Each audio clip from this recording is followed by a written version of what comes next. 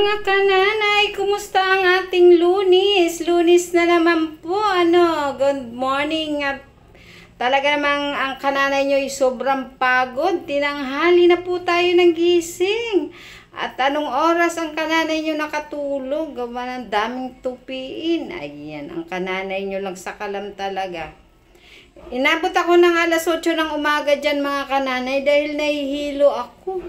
Hindi ko alam kung bakit ibang aking pakiramdam. Parang ang gaan-gaan ng aking ulo. Sabi ko, ano ba nangyayari sa akin? Kailangan ko pa magtinda.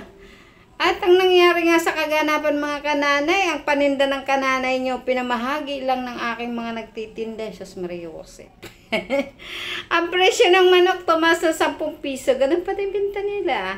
Hindi man na ako binigyan ng katarungan, Maria Juanis Garapones, kananay nyo. Magalit man ako, wala naman magagawa at naubos ang ating paninda. Dahil nga, ang mura ng binenta nila ng ganong presyo. Ang kananay nyo kasi, ayan. Pero hindi ko naman kagustuhan mga kananay ang hindi makapunta ng tindahan. At talaga ako'y lasing, hindi ko maintindihan. Nahihilo ako, umiikot ang aking paningin. At dahil nga alas 11 na ako nakarating sa tindahan, eto't magluluto tayo ng pang-almusal. Sabi ko, hindi ako pwede kumain ng kung ano-ano. Kailangan ko yung pampahay blood, kunwari lamang.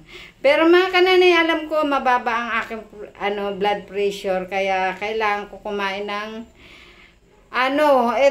itlog. Hindi na alam makasasabi ng kananay nyo. Crumble egg at nagprito nga ako ng daing na bisugo.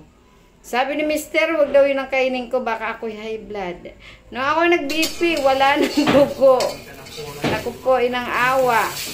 Talaga naman napakababa ng dugo ko. At pag ako na high blood, tumataas 140, iba na yun. Iba ng aking lasa. At nagprito nga ako ng dalaga dyan. Naglagay lang ako ng mantika ng konti. Ayan. Hindi pala dalaga, bisugo. Ay, nahihilo na talaga. Galing kasi ako mga kananay, galing ako sa hanap buhay. Kaya mamaya madaling araw hindi na nga tayo aalis at ako'y pagod talaga.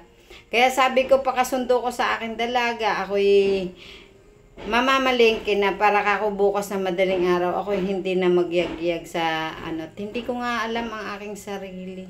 Sabi ni Mister, baka ako'y buntis siya, Riz. Ay mga kananay, ang ampalaya, ensaladang ampalaya yan, hindi ko na pinigaan mga kananay. Inanuhan ko lang ng sibuyas, kamatis, kalamansi, at konting patis syempre. At ito na nga ang kinain natin, rin ako ng konting kape. Konti daw, 1 tasa yan mga kananay. Ay, ang kape na may bawan. Ay mga kananay, at ako'y nahihilo talaga sa mga oras na ito habang ako'y nagbo-voiceover at pagod. Galing ako sa pamimili. Pero wala tayong magagawa, kailangan para sa future ng mga anak. Diba?